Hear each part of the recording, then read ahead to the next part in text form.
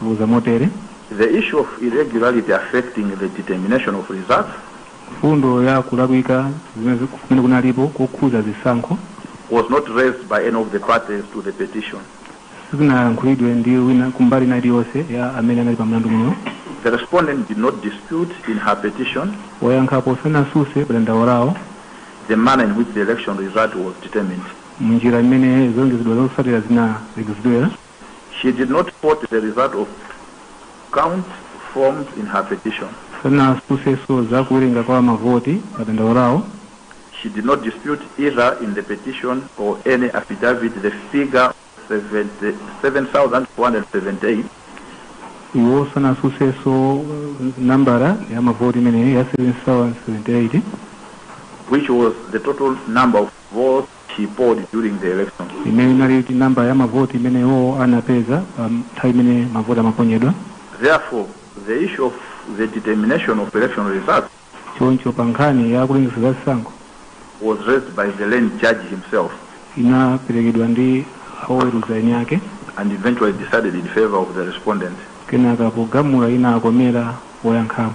We did not think that was proper. Siluona kuti zimene zinazoyenera.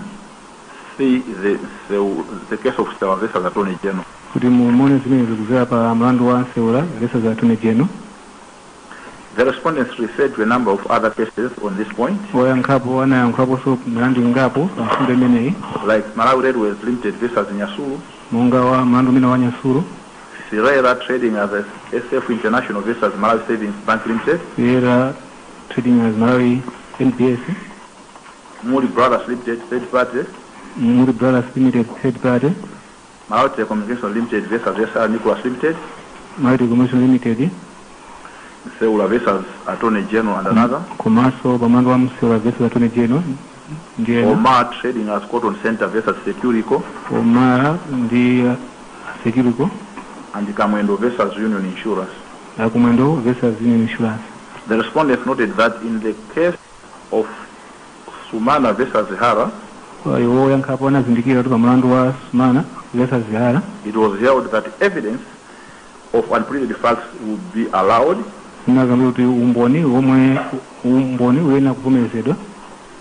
if it falls within the general ambit of pleading. And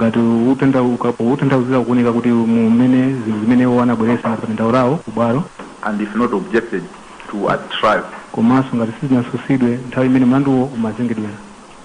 The petition is submitted to the contrary.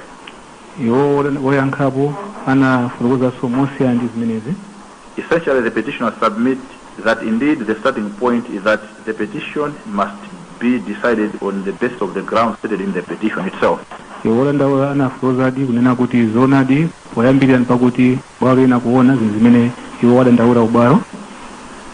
The petitioner submits that considering the constitutional questions to be determined in this matter, the respondent's insistence on the straitjacket language of the petitions as consolidated is misleading.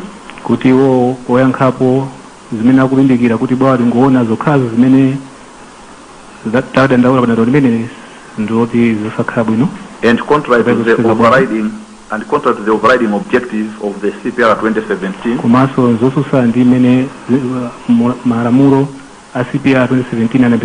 on the conduct of proceedings.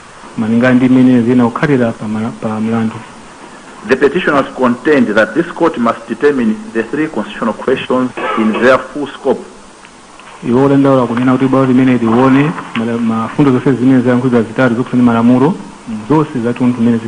As long as any relevant fact or complaint was raised in substance. And the respondent had a chance to respond to the issue.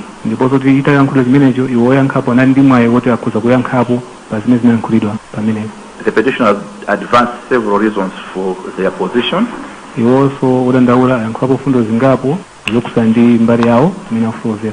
observed that the overriding objective of the proceedings is to deal with matters justly in terms of Order 1, Rule 5, Sub-Rule 1 of CPR.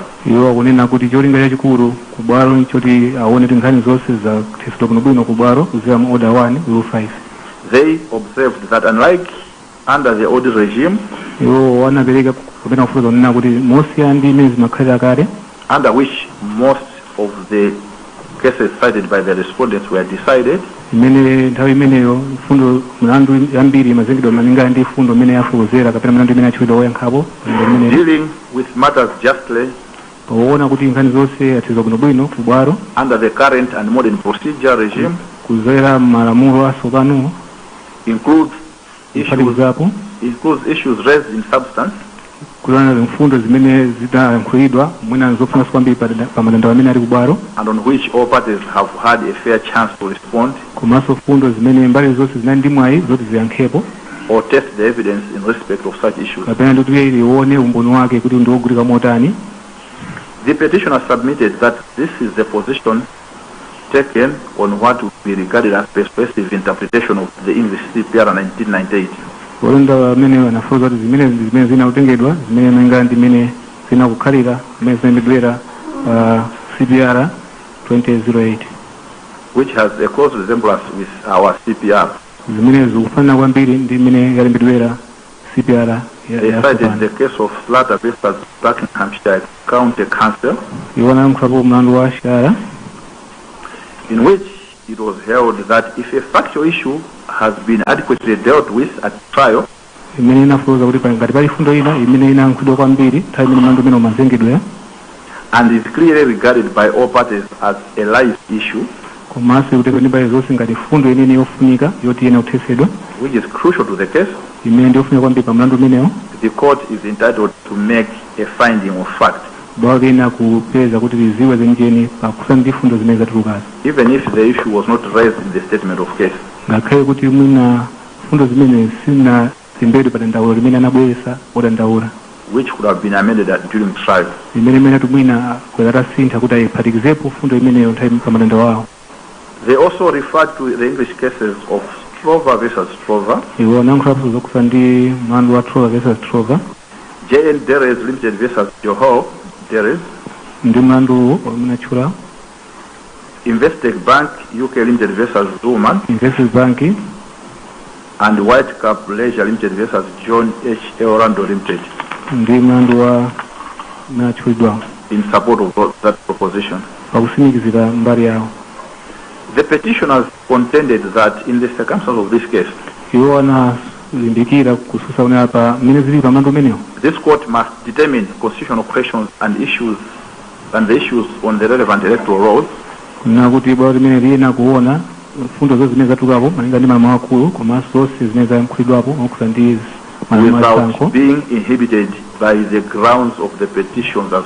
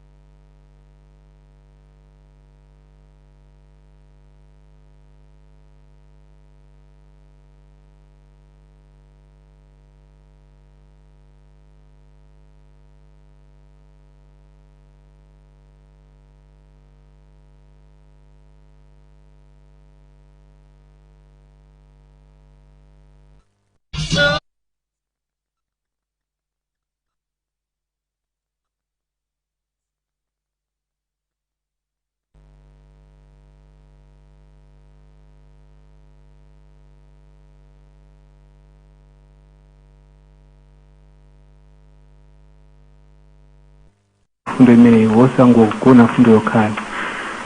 Further, to deal with the issue of duplicatarity. Mwachisanzo woyankha pachiwiri anaenda dziko lonse ndikulembetsa mastatement orumbira okhudzana ndi zikata za kutsatira zolemba zotsatira zasankho TPEX tally sheets komanso zimene panali TPEX and other issues, komanso zokhudzana ndi fundo zina, which shows that the respondents adequately dealt with issues as raised in the petitions as consolidated as well as in the sworn statements. zimene zikutanthauza kuti woyankha pachiwiri anaona nkhani zimene zimenga ndi zimene zalembedwera pa dandaulo limenelo komanso zimene zilili pa madandaulo onse ataphatikiza pa mlandu umenewo. The petitioners contended further that there was no point at which the respondents sought better particulars of constitutional questions. Ndiponso wodandaula amanena kuti palibenso nthawi ina iliyonse imene woyankhapo anapempha kuti mwina atakuonjeza zina zofunikira pa mlandu umenewo. Of the constitutional questions interrogating compliance by the second respondent with the Constitution and Acts of Parliament. Zokhuza ndi fundo zimene bwalo lina kuziona bwalo lino. And that the respondents went ahead to file sworn statements. Ndiponso kuti woyankhapo anapitiriza kupereka umboni worumbira without any response being filed to answer the petition. popanda kuyankhapo ku madandaulo amene anapekedwa ndi wodandaula. They contend that if they had equally insisted on strict adherence to a response, iwo afotokoza kunena kuti ngati iwo amafuna kuti angoona zokhazo zimene zinayankhulidwa pa madandaulo, then judgment would have been entered in default of filing a response by the respondents. ndiye kuti bweziwe zitaperekedwa ngakhale enawo analephera kupanga zina kapena kuperekedwa chifukwa kuti ena alephera kupanga zina zofunikira.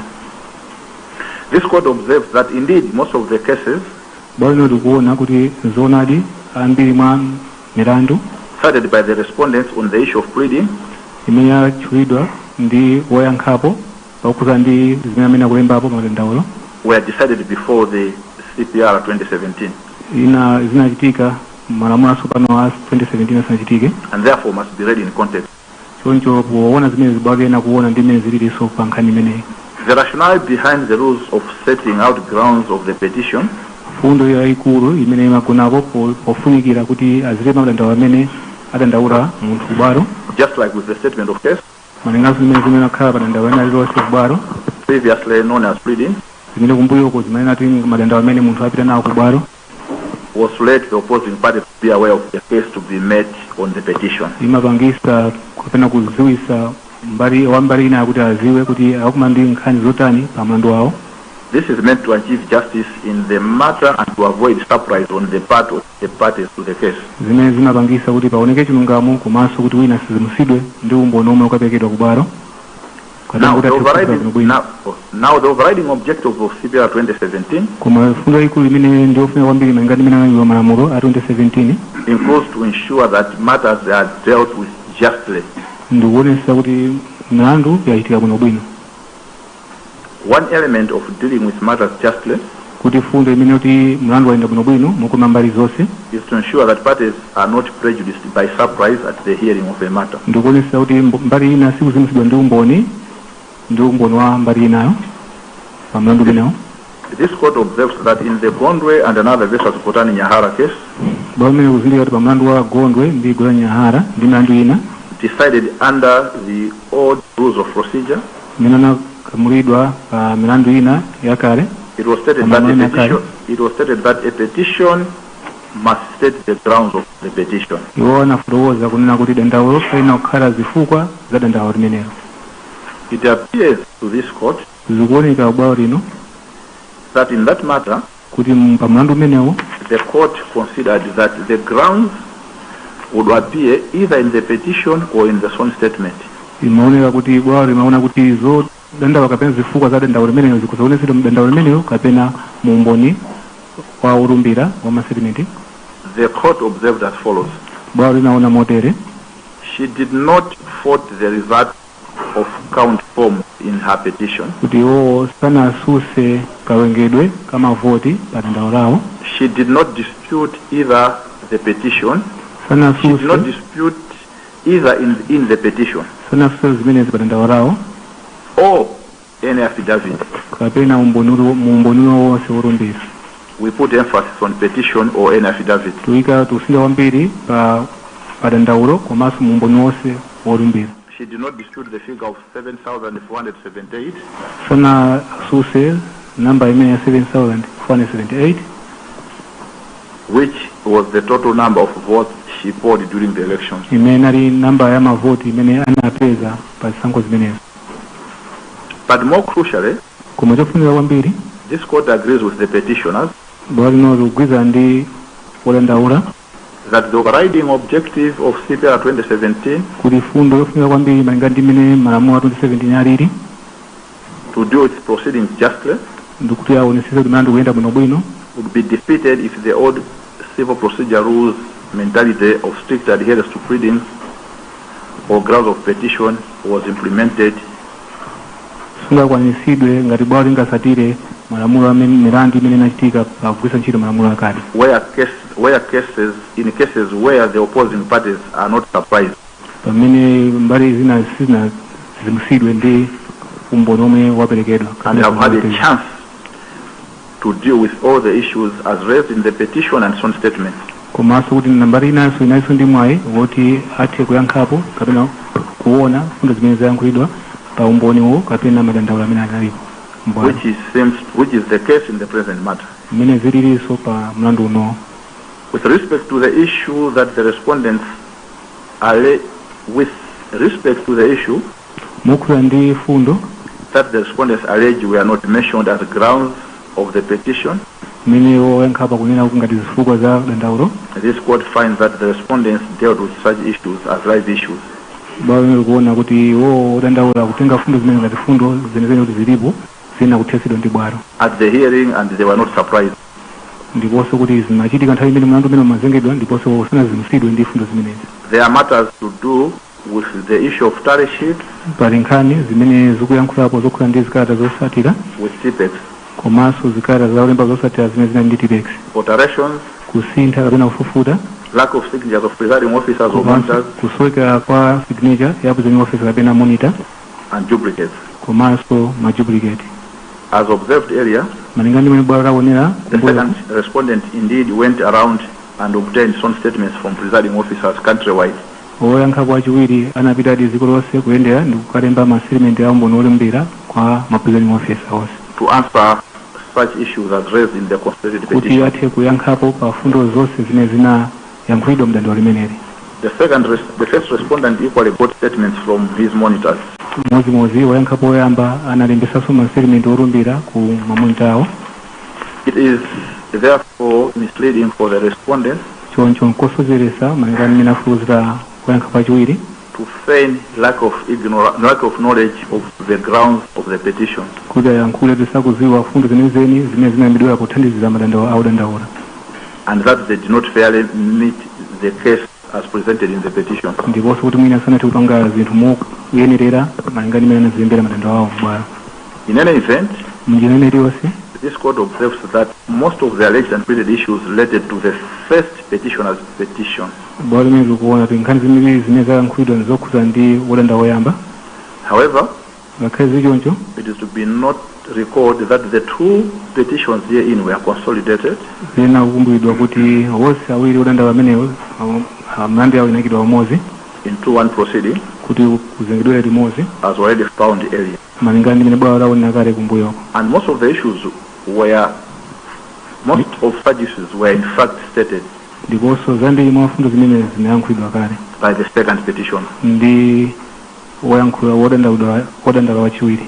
The second respondent's own statement, maumboni olumbira wayankhapo oyamba filed by both Mr. Alfandika and Mr. Mkondia, woyankhapo wachiwiri umene unayambidwa ndi Alfandika komanso Mr. Mkondia, are very clear in answering the case of the petitioners.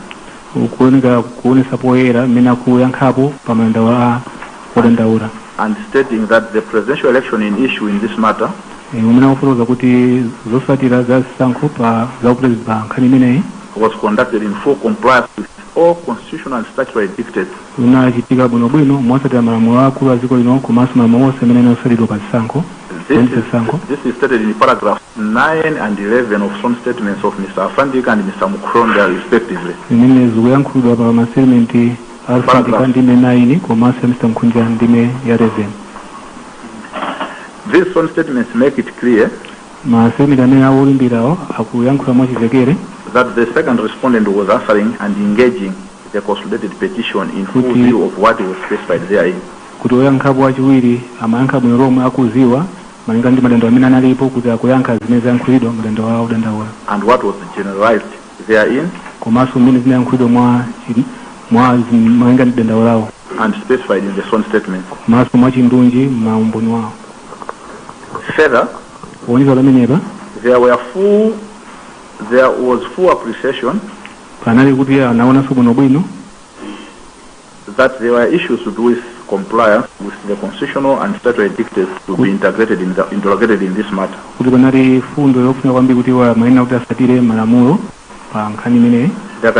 There cannot be room for surprise on the issues at stake in the circumstances as sought by the respondent. So the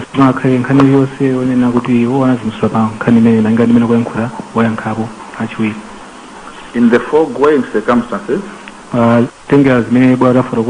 the court is of the view that to further the overriding objective to do with matters justly,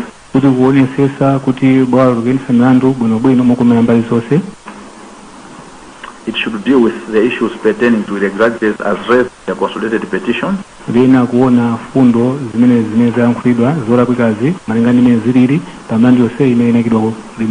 also as they come out in the sworn statements by the petitioners, and the constitutional questions as those issues are answered or responded to by the respondent. The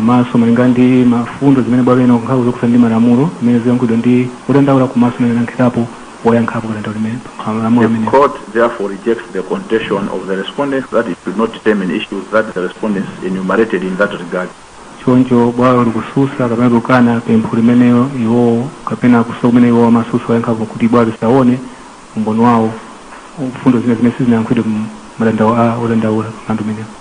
With regard to the issue of setting grounds of the consolidated petition,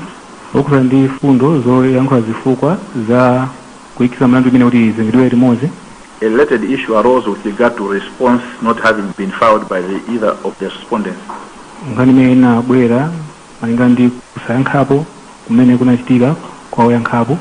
The petitioners allege that the respondents should not insist on strict adherence of pleading,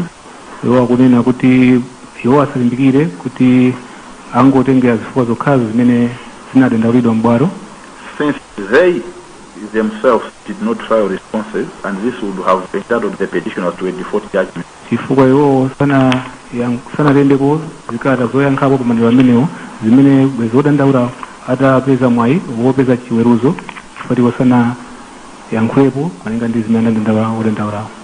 The court observes that in its order of 26 June 2019, in this very matter, it directed the respondents to file their responses within 21 days.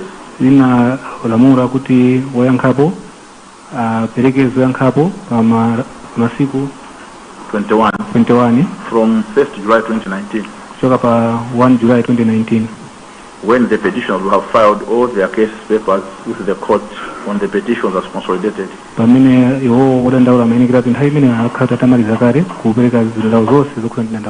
The respondents never filed their response on the grounds raised in the petition as consolidated.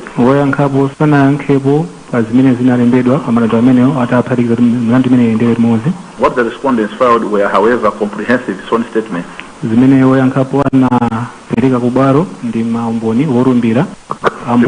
Representing the evidence in response to the evidence in support of the consolidated petition.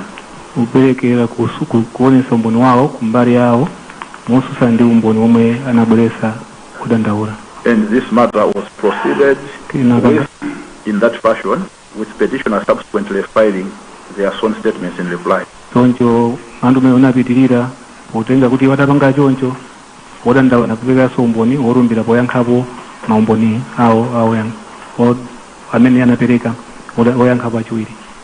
The court is mindful that Order 2 Rule 4 of CPR 2017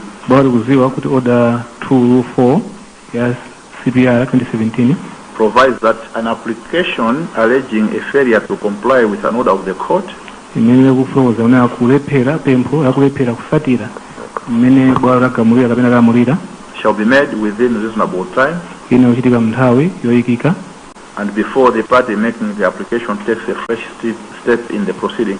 ndiponso kuti mbali imene imapemphayo isanapangeso zinthu zina zambiri After becoming aware of the failure to comply with the court order. atazindikira kuti alephera kukwanirisa kapena kusatira chigamulo kapena chigamulo cha bwalo.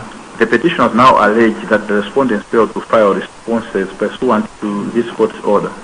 Panopa odandaula akufotokoza nakuti oyankhapo analephera kuti ayankhepo malingana zimene zimafunikira pa dandaula lawo. However, the petitioners filed sworn statements in reply to the respondents' sworn statement. Koma odandaula anazayankhapo pa mastatement kapena maumboni amene anapereka oyankhapo pa mlandu umenewo, thereby taking a fresh step in the proceeding. zimene zikuonesa kuti nawonso anatengapo njira ina kupitiriza pamene analekezera. This meant that the first petitioner lost the right to allege the failure to comply in terms of Order 2, Rule 4. Zimene zikutengera kuti iwo analephera kuti mwina akhoza kupindula napo pakulephera kwa kupereka mastatement ndi oyankhapo malinga zimene zilili pa Order 1, Rule 2. The issue of failure to comply with the court order of this court on responses fundo yolephera kukwanisa kusatira can therefore not arise at this point. chonjo singabwere pa nthawi ino. In any event, this is a non-issue since this court already determined that it shall determine those issues that the respondents allege were not pleaded. Chonjo nkhani imene mwina kusingabweso panopa chifukwa bwalo linalamula kale kuti bwalo liona fundo zonse zimene iwo anapereka madandaulo bwalo kunoko. We need to deal with the issue of burden and standard of proof. Chonjo bwalo lina kuona mulingo omwe wina kusatiridwa pa mlandu umenewo. The common law concept of burden of proof malinga ndi malamulo akunja pa mulingo oti umboni wancho umene kuzokhala wokwanira posimikiza pa mlandu monga uwu is a question of law which can be described as the duty which lies on one or the other party to establish a case upon a particular issue. Ndi udindo omwe umakhala manja mwa amene odandaula kapena odandaulidwa okhuzana kuti asimikizire pa nkhani yawo imene ilipo. The burden and standard of proof are formulated by the state of the case that is presented before the court at the beginning of the trial. The burden and standard of proof mulingo umenewo wakusimikiza nkhani are formulated umachitika kapena kupangidwa by the state of the case that has been put at the beginning of the trial. Malinga ndi imene alembetera pa madandaulo kapena imene nkhani zilili zamabwera ku bwalo and remain unchanged throughout the case. So zimakhala chimodzi sisintha mpaka kumathero a nkhaniyo. Electoral petitions are a special breed of claims malinga ndi nkhani zazisankho ndi nkhani zapaderadera which are governed by CPR 2017. imene ikuyendetsedwa kuzera mu CPR 2017. Unfortunately, the entire CPR mwasoka mu CPR and the electoral law komanso malamulo azisankho does not stipulate who bears the legal burden of proof sakufotokoza kuti udindo umene wosimikiza pa madandaulo amenewo and the standard of proof thereof in a petition. mulingo wotani. The legal burden of proof rests upon the claimant or petitioner, as the case might be, udindo wa malamulo wosimikiza pa madandaulo umakhala manja mwa wodandaula and ordinarily it does not shift throughout the trial, komanso sintha nthawi yonse imene mlandu umene ukuzengedwa, remaining exactly where the pleadings placed it. imene matengera ndi imene nkhani imene zilili. When all the evidence is in, pamene bwalo laona kapena latenga umboni wonse wofunika pa mlandu umenewo, the party who bears the burden fails to discharge it, ngati munthu amene akuwerengera asimikizire alephera kusimikizira, his or her claim fails. dandaulo lawo ndikuti limalephereka. The case in point is Pickup versus Thames. mlandu umene kulankhula pamene ndi Pickup versus Thames. It is straight law, therefore, so njo ndimene zimene wakhala pa malamulo that the legal burden of proof rests on the party making an assertion Kuro that certain dindo. facts exist.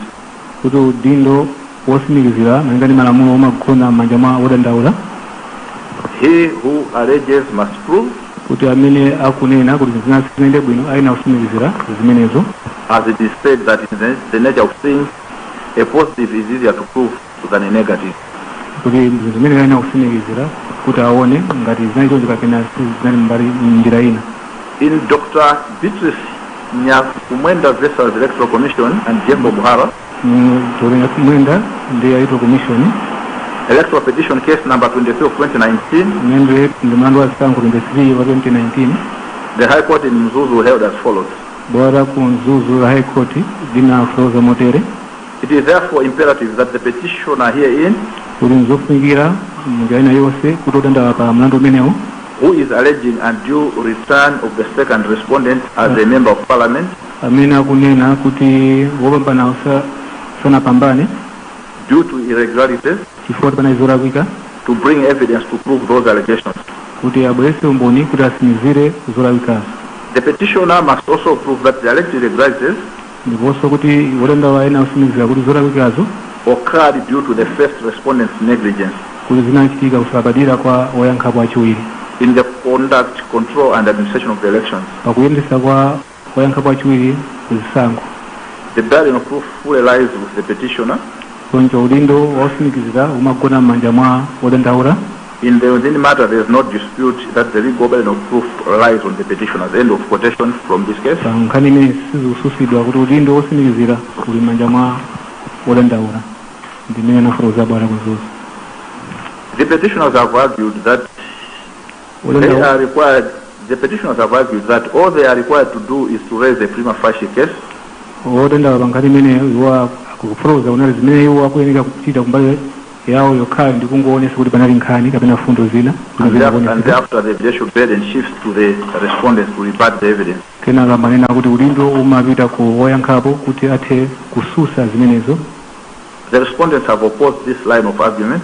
Zimenezi woyankhapo asusa. And they have asserted that the burden, iwo wanena kuti udindo, even though evidential, ngakhale kuti mene ndiwotengera umboni mene wena ukhalira, does not shift. Susintha. Both petitioners and respondents wose kulenga kumaso woyankhapo have cited the case of Raila Odinga ankha mlandu wa Raila Odinga versus the Independent Electoral and Boundaries Commission versus Independent Electoral Boundaries Commission. This is a Kenyan decision mene ndi mlandu wa Kenya where the court stated, mene bwalo kumene unafuza motere, and I quote, ndiponso the petitioner should be under obligation wodandaula ena okhala ndi udindo to discharge the initial burden of proof udindo wawo woyambira umene ena okhala before the respondents are invited to bear the evidential burden. Ndiponso asa woyankhapo asanabwere kuti ayankhepo malinga ndi umboni umene waperekedwa m'bwalo. In this regard, paichi where the court is answering questions in a petition, pamene bwalo likuyankha mafunso ena amene alipo pa madandaulo, the position does not change just like in civil matters. udindo umene susintha umene mmakhalira mwina pa mlandu wachiweniweni. Once a prima facie case has been made out, pamene aonesera pati pa zinthu zina zimene bwalo lina kuona, the evidential burden shifts to the respondent to disapprove or rebut. udindo woona umboni umene umasintha kupita ku mbali ya woyankhapo pa dando limenelo. However, the petitioner still bears the legal burden of proof. ngakhale zili choncho wodandaula amakhalabe ndi mbali yawo yosimikiza malinga ndi malamulo amene alili. The same applies where there is a violation of the rights enshrined in the Constitution. Zimozimozi zimene akukhaliranso pamene pali kuphwanya kwa maufulu amene anayikidwa mu malamulo a dziko lino aakulu. All that the victim must do is to raise a prima facie case on a balance of probabilities. Zimene wodandaula ena kupanga ndi ngoonesa kuti panali kuphwanyidwa kwa ufulu. And the respondent as a duty bearer, ndipo kuti woyankhapo ngati ene ake audindo violated his or her rights, kuti anaphwanyadi ufulu wawo. The evidential burden then shifts to the respondent to disapprove that fact. Kenaka udindo wa umboni umasuntha kupita kwa woyankhapo kuti asuse umboni umenewo. Otherwise it would be a tall order for the poor and uneducated citizens to prove their rights and access to our court. Zimene zimwina ngati singakhale choncho tozipangisa kuti mwina anthu ena amene ndi osowekera sangathe kuti akwanirise kapena osowekere kukwanisa kupeza chithandizo ku bwalo. According to Phipson on evidence, malingana ndi Phipson in evidence, in civil cases the evidential burden may be satisfied malingana ndi pamene pachiweniweni kusimikizira pa mlandu akachimwene kuza kukwanisidwa by any species of evidence sufficient to raise the prima facie case. ndi umboni uliwonse umene wabwera ndi kuonesa kuti pali nkhani imene inakuzengedwa m'bwalo mlandu umenewo.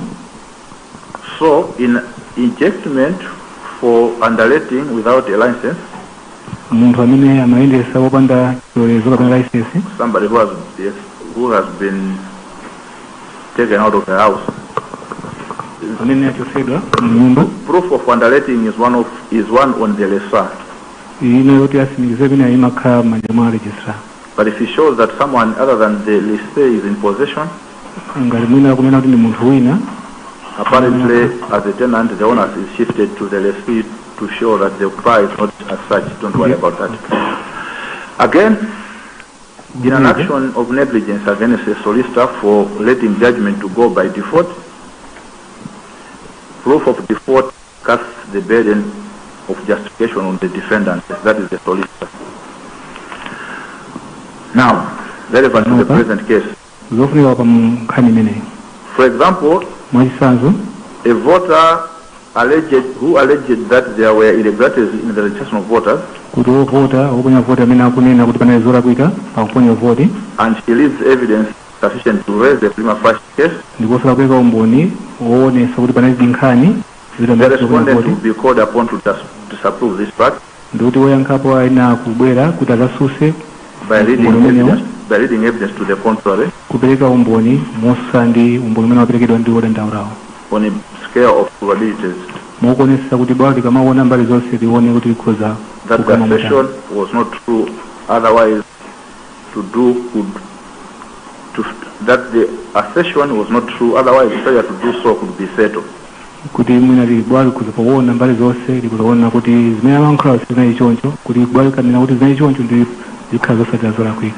The duty to adduce satisfactory evidence rests with the party who wants the court to believe that certain facts do exist.